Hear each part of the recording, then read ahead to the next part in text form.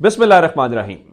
लाखों करोड़ों दुरूदो सलाम मोहम्मद मुस्तफ़ा सल्लल्लाहु अलैहि वसल्लम और आले मोहम्मद पर। मैं हूं उमर दराज कोनर। मैं आपको ये सारी खबरें देने से पहले कि नवाज शरीफ वापस नहीं आ रहे, सदर पाकिस्तान किस वक्त एतमाद का वोट लेने का कह रहे हैं और किस वक्त पंजाब असेंबली आज डिसॉल्व हो गई है, तो कितने बजे दस्तखत हुए, खैबर पख्तूनख्वा असेंबली क्या है, इस मौजूदा सूरत हाल में अगर नून लीग के हामी सहाफी ये लिखना शुरू कर दे तो मेरा ख्याल है शुरू इस बात से कर लेते हैं। जरा आपको पहले थोड़ी सी इंटरटेनमेंट देना चाहता हूं। गरीदा फारूकी ने आज लिखा है कि मुस्लिम लीग नून इन्ना लिल्लाहि व इन्ना इलैहि राजिऊन। आगे लिखती हैं कि अगर अब भी लीगी क़यादत फौरन वापस नहीं आती तो तख्ते पंजाब सुनहरे तिश्त में रखकर असखुद इमरान खान के हवाले किया जाएगा। अपनी गलतियों कोताहियों का एस्टैब्लिशमेंट को दोष देना भी गलत होगा, यह भी काम ना आएगा। एक और उन्होंने आज मजमून लिखा है इंडिपेंडेंट उर्दू के अंदर, जिसका उन्वान है बूढ़ा शेर और जख्मी टाइगर। अब उसके अंदर लुब्बे लुबाब क्या है, मैं आपके सामने वो लाइन रख देता हूं। गरीदा फारूकी कहती हैं कि इमरान खान की सियासत पर जितनी भी तनकीद की जाए, लेकिन हालिया दिनों में उनकी जानिब से किए गए इकदाम पर उनको दाद देना बनती है। अब अगर वो बार बार ये कह रहे हैं, उनके हामी सहाफी कह रहे हैं कि मियां साहब खुदा के वास्ते वापस आ जाएं। पहले मरियम नवाज ट्रकों के पीछे लगी तस्वीरों के ऊपर कहा करती थी कि वो पंजाबी वाला गाना के पीछा मोड़वे ढोला वाला के लोड पै गई है, तो वो जरूरत तो आपको पड़ गई है, लेकिन मियां साहब कह रहे हैं मैंने नहीं आना। अब मियां साहब आए या ना आए, खबर सुन लीजिए कि लाहौर के मॉडल टाउन के अंदर शहबाज शरीफ की और पंजाब के गवर्नर बलीगुर रहमान की मुलाकात हो गई है। मुख्तलिफ चैनल्स का दावा यह है, जिसमें ARY है, 92 न्यूज है, दीगर चैनल्स का दावा यह है कि गवर्नर पंजाब ने असेंबली तहलील करने की समरी के ऊपर दस्तखत कर दिए हैं। गो के अभी तक ऑफिशियल गजट नोटिफिकेशन नहीं आया। जब तक गजट नोटिफिकेशन नहीं आएगा तब तक वजीर आला और उनकी काबीना अपनी जगह पे स्टे करेगी। और चौधरी परवेज इलाही साहब ने आज काबीना का एक इजलास भी तलब कर रखा है। और दूसरी जानिब खैबर पख्तूनख्वा असेंबली, अब इंतजार किया जा रहा है कि गजट नोटिफिकेशन आ जाए। नहीं भी आता तो 10:11 के ऊपर असेंबली पंजाब की तहलील होगी और आज रात खैबर पख्तूनख्वा असेंबली तहलील की तरफ चली जाएगी। वजीर आला खैबर पख्तूनख्वा ने आज तकरीर की है, उनका बतौर वजीर आला ये मेरी आखिरी तकरीर है, मेरी क्या मजाल, मैं इमरान खान का एक अदना सिपाही हूं, एक इशारे का पाबंद हूं। आगे चलते हैं, अब आते हैं इस बात के ऊपर कि घेरा है इमरान खान ने। देखें, अब ये कह नहीं सकते कि इमरान खान क्या करेंगे, इमरान खान के पास क्या है। इमरान खान ने गुगली कराई है, इमरान खान ने वेट किया ये गलती करें और उस गलती का फायदा उठाना है। और अच्छा जहन साज, मंसूबा साज भी वही होता है जो खुद गलती ना करे, इंतजार करे उसका मुखालिफ आंख झपके, गलती करे, उस गलती को अपने हक में बदल दे। अब पंजाब के वजीर आला को एतमाद का वोट लेने का किसने कहा? गवर्नर पंजाब ने। अगर गवर्नर पंजाब किसी भी मौके के ऊपर, चूंकि ये अदालत ने तय कर दिया है, ये मामला अदालत में गया, वहां पे गवर्नर के वकील ने भी कहा, वजीर आला के वकील ने भी, कि सबका इत्तेफाक हुआ कि गवर्नर, किसी अदालत का भी इत्तेफाक हुआ कि गवर्नर किसी भी वक्त एतमाद के वोट का कह सकता है। फिर यह पूछा गया कि क्या उसका कोई टाइम का? नहीं जी, आप एक हफ्ते बाद दोबारा कह सकते हैं एतमाद का वोट लें। अगर गवर्नर कह सकता है तो सदर पाकिस्तान क्यों नहीं कह सकता? यही बात आज स्पीकर पंजाब असेंबली ने जमान पाक से निकलते हुए की कि देखें, अगर गवर्नर वजीर आला को कह सकता है तो सदर वजीर आजम को क्यों नहीं कह सकता। अब मैं आपको जो खबर देना चाहता हूं, आप जानते हैं कि मैंने आपको पिछली वीडियो में बताया था कि नून लीग के 5 MNA पाकिस्तान तहरीक इंसाफ के साथ राब्ते में हैं, वो उनसे टिकट मांग रहे हैं। 4 के साथ डील डन हो गई है, 5वें के साथ बातचीत चल रही है।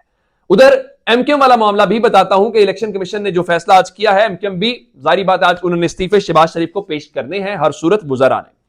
अब आज जमान पार्क के अंदर एक इजलास था, वहां पे खान साहब ने हतमी मंजूरी दे दी है और सदर पाकिस्तान को पैगाम कन्वे कर दिया गया है, जिसमें उन्हें यह कहा गया है कि एतमाद के वोट की कार्रवाई का आगाज किया जाए, कि सदर पाकिस्तान जो है वो वजीर आजम को कहें कि मुझे यह लगता है कि कौमी असम्बली में आपके पास 172 अरकान की हिमायत हासिल नहीं है, इसलिए आप एतमाद का वोट लें। अब बहुत सारे लोग आपसे ये कह रहे होंगे कि जी इससे फर्क नहीं पड़ेगा, और फर्क इसलिए नहीं पड़ेगा जी, दोबारा इलेक्शन होगा, दोबारा इलेक्शन में शहबाज शरीफ साहब जो है वो 172 वोट ना ले सके तो रन ऑफ इलेक्शन होगा, तो रन ऑफ इलेक्शन के अंदर मेजॉरिटी वोट लेके शहबाज शरीफ साहब वजीर आजम बन जाएंगे। असल मसला ये नहीं है। असल मसला ये है कि आप ये देखिए कि आज स्टॉक मार्केट 600 पॉइंट्स गिर गई है, डॉलर महंगा हो रहा है, और जब शहबाज शरीफ की हुकूमत के ऊपर एतमाद के वोट की तलवार लटके, तो आज जो कह रहे थे हम आखिरी वक्त में माली मुश्किलात ने हमें यूएई से कर्ज लेने के ऊपर मजबूर किया, तो क्या आपको वो कर्ज देंगे? क्या आपकी स्टॉक मार्केट चलेगी? क्या डॉलर चलेगा? तो इसका मतलब क्या है? इसका मतलब यह है कि एक नया क्राइसिस खड़ा हो जाएगा। चलिए, एतमाद के वोट का कोई टाइम होगा, ये तो नहीं होगा कि वो कल ही कहे हम एतमाद का वोट ले, लेकिन मैं आपको खबर दे देता हूं कि इमरान खान ने बाउंसर मारा है। पाकिस्तान में अगर किसी को सियासत आती है, जो गरीदा फारूकी जैसे लोग भी मान रहे हैं, तो इमरान खान है।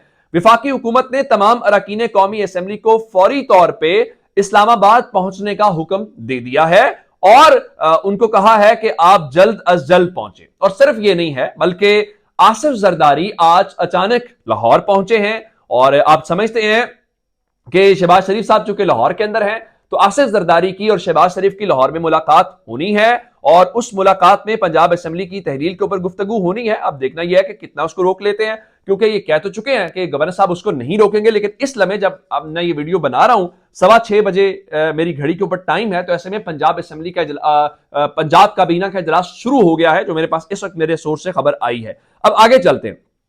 अब इस सबके बीच में होगा क्या? होगा ये कि शहबाज शरीफ की हुकूमत अगर एक बार चली भी जाए, अगला इलेक्शन का प्रोसेस होते भी हफ्ता 10 दिन तो लग जाएंगे।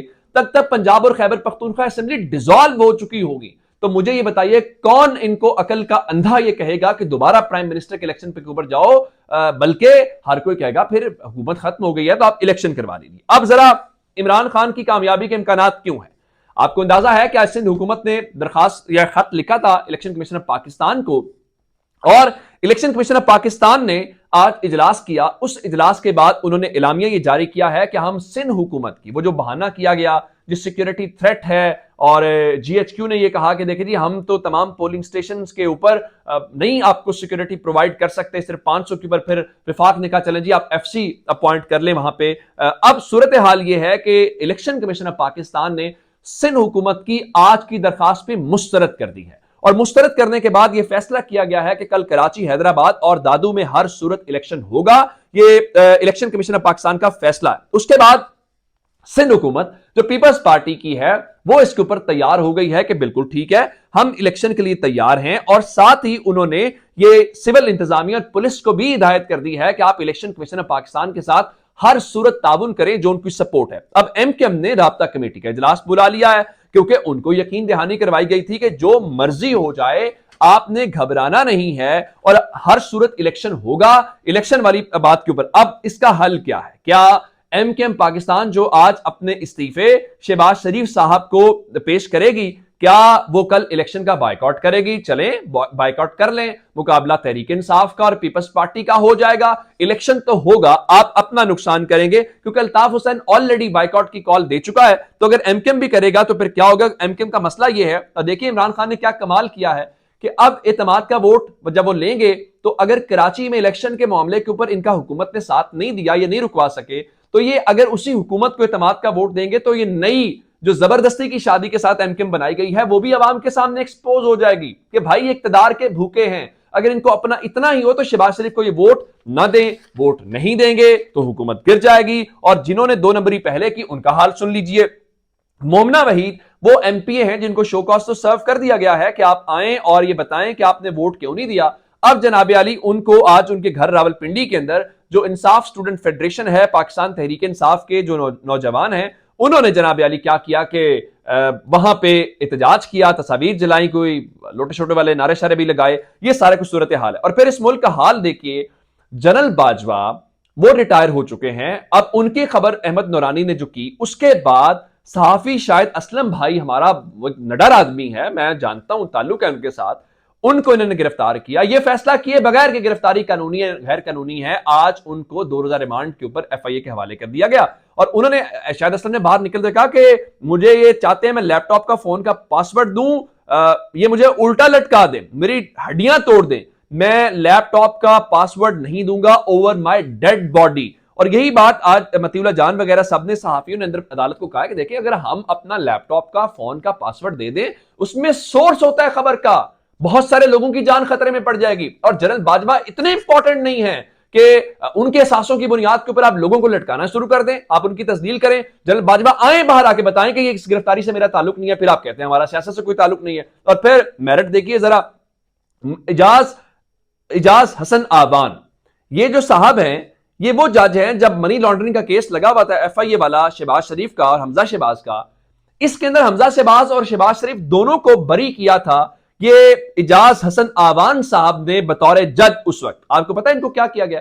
ये हाल ही में रिटायर हुए हैं और रिटायर होते ही शहबाज शरीफ हुकूमत ने, गवर्नमेंट ऑफ पाकिस्तान ने आज एक नोटिफिकेशन, बल्कि आज नहीं 10 जनवरी का ये नोटिफिकेशन है, इजाज हसन आवान साहब को इंफॉर्मेशन कमीशन के अंदर कमिश्नर के तौर के ऊपर तैनात कर दिया गया है और MP2 जो है उसके सदा के ऊपर तनख्वाह दी गई है। तो ये वो वजह है जब कहा जाता है माफिया और चीजें, यानी शहबाज शरीफ साहब के साथ उन्होंने नेकी की है। क्या कहने शहबाज शरीफ साहब के कि शहबाज शरीफ ने भी उनको इस मुश्किल घड़ी में याद रखा है। दूसरी जानिब हक दो तहरीक, जो बलोचिस्तान गवादर के इलाके की तहरीक है, हिदायतुर रहमान जैसा आम आदमी उठ के लीडर बना है, लोग उसके ऊपर इत्तेमाद करते हैं, उसको जिस तरह गिरफ्तार किया गया वो काबिल मजम्मत है। अब गवादर के लोगों का हक है, उनके सवालों के जवाब आने चाहिए, उनको फैसिलिटीज मिलनी चाहिए जो वो मांगते हैं। हिदायतुर रहमान साहब को जिस्मानी रिमांड के ऊपर पुलिस के हवाले कर दिया गया। आप बता दें, इस मुल्क में इंसान की, कानून की, किसी चीज की कोई वुकत नहीं है। यह मुल्क डंडे के जोर के ऊपर चलाना है, डंडे वालों ने चलाना है। इसमें आम पाकिस्तानी का, आम शहरी का कोई लेना देना नहीं है। अपना बहुत सारा ख्याल रखिएगा। खुदा हाफिज।